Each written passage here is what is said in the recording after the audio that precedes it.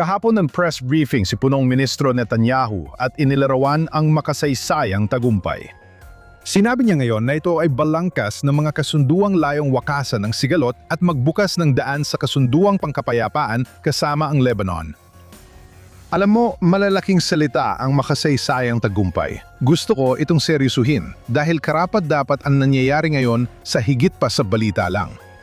Kung titingnan ang konteksto, makikita natin na may pagbabagong magpapalit sa operasyon ng Israel sa rehiyon sa mga susunod na taon. Bago talakayin ang sinabi ni Netanyahu at ang ibig sabihin nito, gusto ko muna ibahagi ang isang larawan na sumasalamin sa lahat. Isipin mo nakaupo ka sa isang sinehan nanonood ng 3D na pelikula, 2 tao na magkatabi.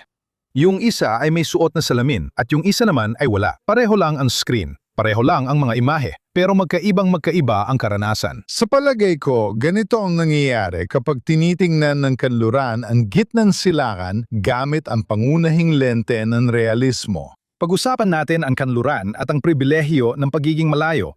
May isang bagay na dapat pag-isipan dito. Mahigit 1 siglo nang walang malaking digmaan sa sariling teritoryo ang kanluran. Ngayon, isipin mo kung ano ang nagagawa niyan, dahan-dahan sa paglipas ng mga henerasyon sa kung paano magsimulang mag-isip ang isang sibilisasyon. Kapag malayo ang kaaway at hindi mo agad ramdam ang hirap, may pribilehiyo kang magkamali nang hindi ka agad nagbabayad. Ang distansya ay nagbibigay sa iyo ng oras, at ang distansya ay nagpapahintulot sa iyo na magsagawa ng mga eksperimento. At sa tingin ko talagang naniniwala ako na sa nakalipas na ilang dekada, kahit noong panahon pa ng ikalawang bigmaang pandaigdig, ang kanluran ay nagsasagawa ng mga ganoong eksperimento. Halimbawa, ang ideya na pwedeng magbago ang kasamaan kung bibigyan ito ng lehitimong posisyon o yaman dahil gusto nating lahat ng mas mabuting buhay. Sa totoo lang, para sa mga tunay na masama, lalo na kung dahil sa relihiyon ng kasamaan, hindi nila makikita dito sa mundo ang mas mabuting buhay na hinahanap nila. Nasa kabilang buhay yon, at ang tanging paraan para makarating sila doon ay ang wasakin sa mundong ito, ang kahit ano o sinumang may ibang pananaw kaysa sa kanilang ideya ng relihiyosong panatismo. Hindi ko sinasabi na lahat ng leader sa kanluran ay naniniwalang kapag nagpasakop ka sa kasamaan at sinubukang baguhin ito, magbabago ito. Pero bilang isang pangunahing instinct, bilang karaniwang pananaw, ito ay nakaapekto sa napakaraming desisyon. Mahalagang tandaan ang natutunan ni George Washington nung itinatag ang Amerika. Sinabi niya, ang maging handa sa digmaan ay isa sa pinaka-epektibong paraan para mapanatili ang kapayapaan. Ngayon, hindi yun isang agresibong pahayag. Iyan ang realismo. Ngayon, lumipat tayo ng pananaw at tumingin sa gitnang silangan. Ihambing natin ang idea na likas na masama ang kapangyarihan at ang kompromiso ay tanda ng lakas. Sa realidad ng Israel, ang Ehipto, Jordan, Syria at Lebanon ay hindi libu-libong milya ang layo, kundi ilang milya lang, kaya talagang malapit lang. Sa ganong sitwasyon, ang maling paghusga ay hindi lang akademikong issue o parang eksperimento sa laboratorio na pwede mong itama sa susunod. Mararamdaman mo agad yon. Kaya kahit ikaw ay relihiyoso, secular, kanan o kaliwa, malinaw ang pagkaunawa sa Israel ngayon dahil sa pamumuhay malapit sa mga kaaway. Ang Israel ay palaging umaasa sa isang pangunahing prinsipyo, lalo na sa pinakamahuhusay nitong sandali. Ang kasamaan mula sa relihiyon tulad ng Islamic fundamentalism o mga krusada laban sa mga Hudyo nung gitnang panahon ay hindi basta-basta nawawala. Hindi ito sumusunod sa karaniwang insentibong pang-ekonomiya ng isang typical na aktor sa politika at hindi rin basta nagbabago dahil inalok mo ng kapayapaan. Ang kasaysayan, lalo na sa rehiyong ito at sa tingin ko pati na rin sa buong mundo, ay nagpapakita na ang kasamaan ay umaatras lamang kapag ito ay tunay at lubusang natalo. Nakita natin ito sa Alemanya. Nakita natin ito sa Hapon. Ilan lang yan sa mga halimbawa, 2 lang sa ilan. At lahat sila ay may isang bagay na magkakapareho. Lubos at walang kondisyong pagsuko. Ngayon, gusto kong tingnan ang aral na paulit-ulit na nangyayari at magdadala sa atin sa kasalukuyang kasunduan na tinutukoy ni punong ministro Netanyahu.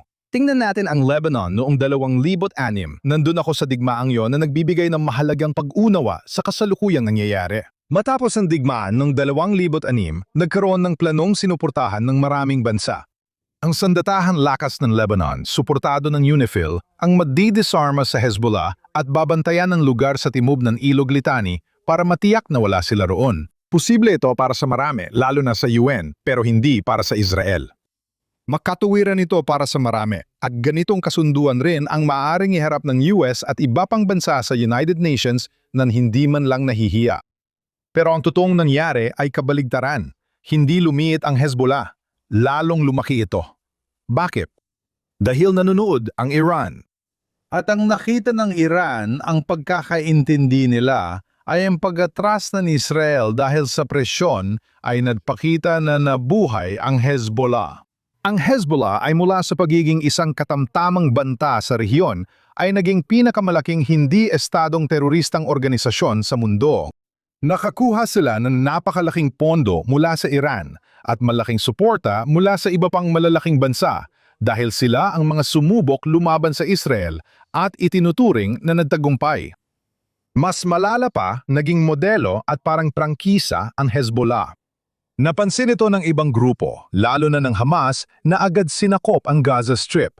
Pagkalipas ng ilang taon, nagpakawala sila ng mga misil sa Israel na nagresulta sa Operation Cast Lead.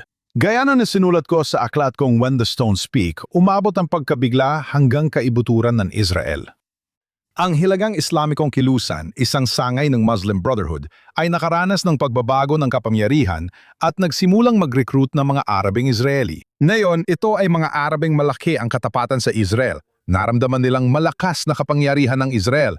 Ngunit nagsimula silang lumayo sa Israel nang makita nilang umatras ang Israel at tumaas ang impluensya ng Hezbollah. At ang kanilang leader, si Raed Salah, na siya nga pala ay isang Israeli mayor, 2 termino bilang Israeli mayor, na hindi kapanipaniwalang tumatanggap ng pensyon. Pinangunahan niya ang kanyang mga tagasunod, mga Israeli Arab, pababa mula sa Hilaga, mula sa tinatawag na Triangle, papunta sa lumang lungsod. Nagtipon ng mga tao sa Silwan at Sheikh Jarrah, malapit sa lumang lungsod, at tinangkang dumaan sa Dung Gate malapit sa Western Wall, pero hinarang sila ng pulisya. Pagkatapos, pumunta sila sa lungsod ni David. Naalala ko ang mga panahong yon. Sinunumbila ang mga sasakyan ng Arabeng tagapamahala sa paghuhukay at pinatalsik ang higit 70 Arabeng empleyado. Iyan ang nagiging bunga kapag mahina ang tingin sa iyo. Ano man ang mangyari, hindi ito nananatiling nakapaloob. Ngayon, may tanong tayong kailangan sagutin kung titingnan natin ang kasalukuyan. Kaya narito tayo ngayon. May bagong kasunduan sa Lebanon kung saan inatasan muli ang hukbong sandatahan, suportado ng $100 milyong mula US, na tanggalan ng armas ang Hezbollah. Ang pag-asa ay na balang araw magiging matatag ang Lebanon, normal ang relasyon sa mga kapitbahay at pati sa Israel. Gusto kong magtanong ng tapat na tanong. Maging realistiko tayo, hindi lang basta salita, kundi totohanan. Ano magiging kaibahan ngayon? Ano ang nagbago para magawa ngayon ng Lebanese Army ang hindi nila nagawa sa 20 taon? Ang tanggalan ng armas ang Hezbollah?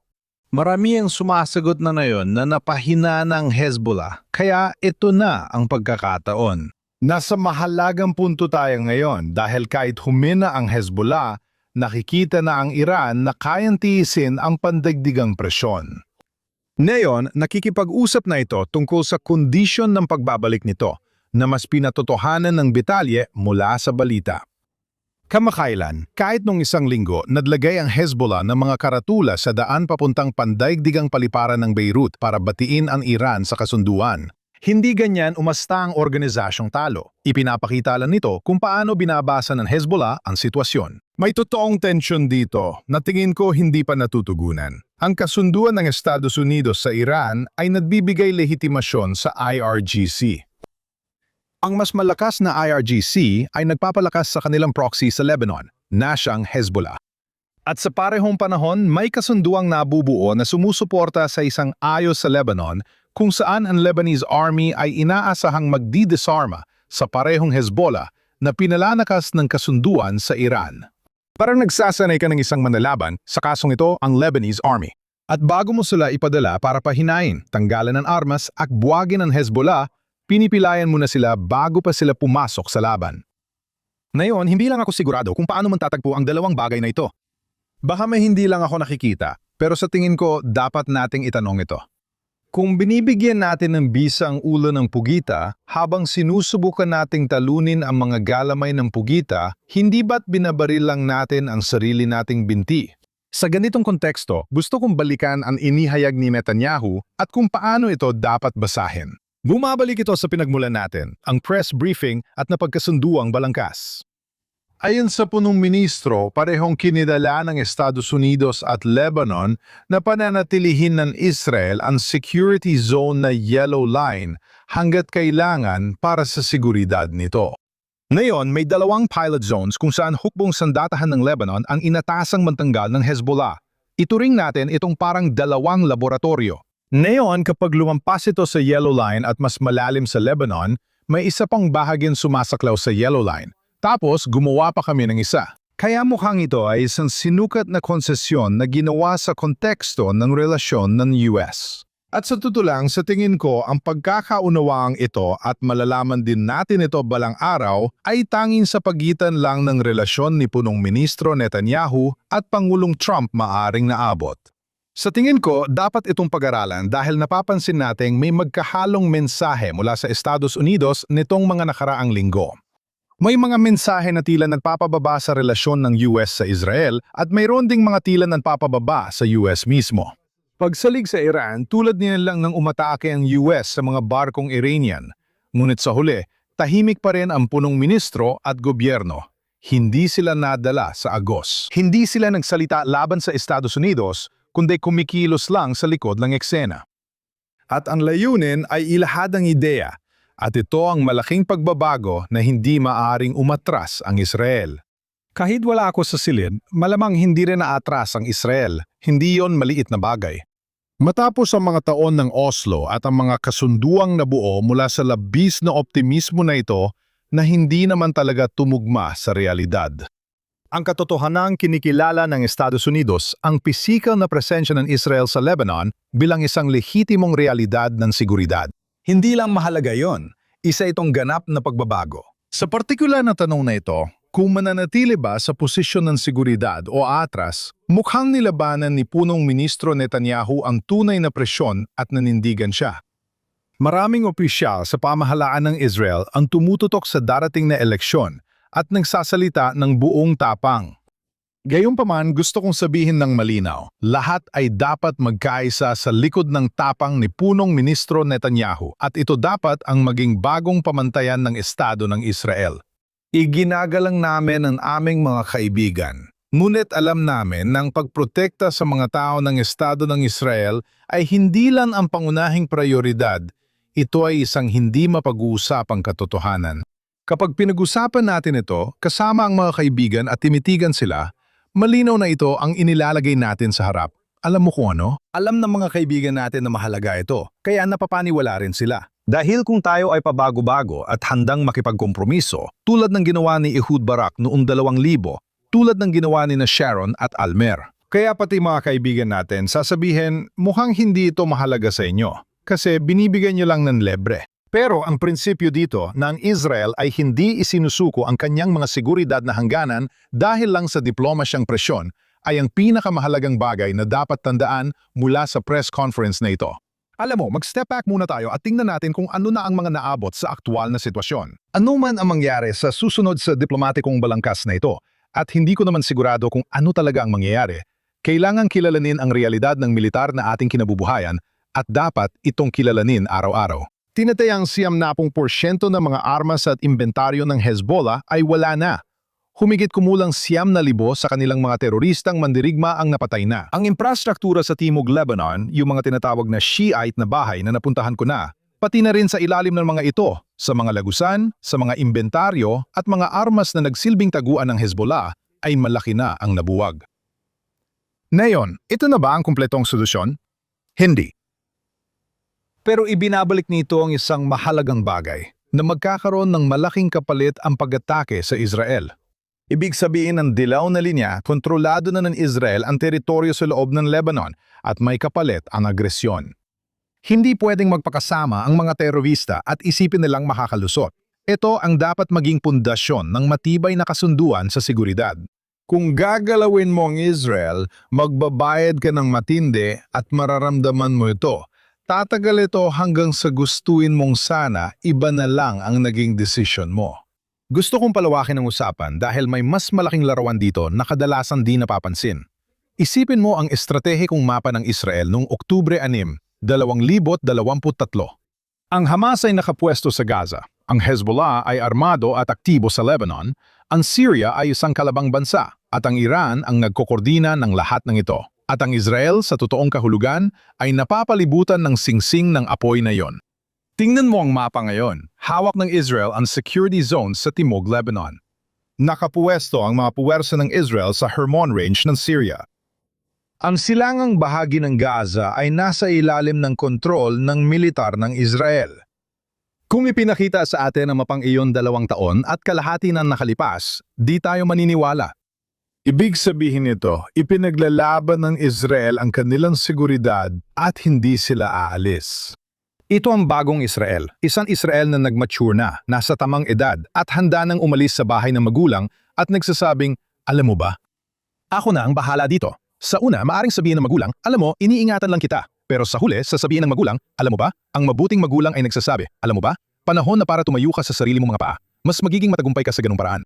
Sa palagay ko, tama si Clausewitz, ang kilalang konserbatibong military strategist, nang sabihing ang digmaan ay pagpapatuloy lang ng politika sa ibang paraan.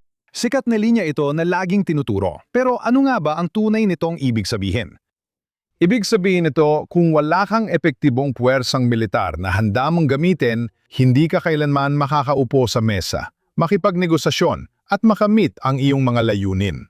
Dapat may kapani-paniwala kang bantang militar at kakayahang gamitin ito. Mula noong Oktubre, 7 malamang na walang ibang bansa, lalo na ang mga mabubuting bansa, positibo at naghahangad ng kalayaan sa mundo sa loob ng mga dekada na kasing handang gumamit ng puwersang militar para alisin ang isang banta gaya ng Israel.